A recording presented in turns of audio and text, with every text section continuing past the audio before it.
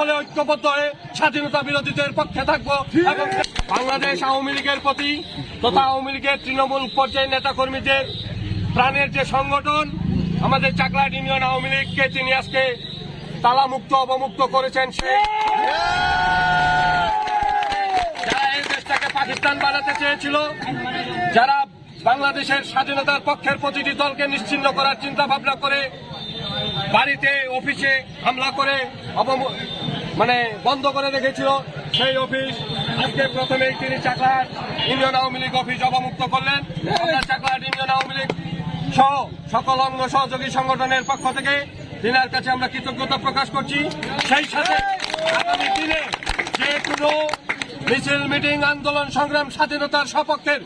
সকল উন্নয়নের ক্ষেত্রে আমরা না আওয়ামী লীগ, না বিএনপি, না জাতীয় পার্টি সকলে ঐক্যবদ্ধ হয়ে স্বাধীনতা বিরোধীদের পক্ষে থাকবো এবং বিপুল আসনে সারা বাংলাদেশে সরকার গঠনের পথে এই প্রথম মুহূর্তে পঞ্চগড় সদর উপজেলা সভাপতি, চাকলাহাট ইউনিয়নের সাবেক আপনারা চুপ থাকেন কি চেয়ারম্যান জননেতা জনাব আবু দাউদ প্রধান।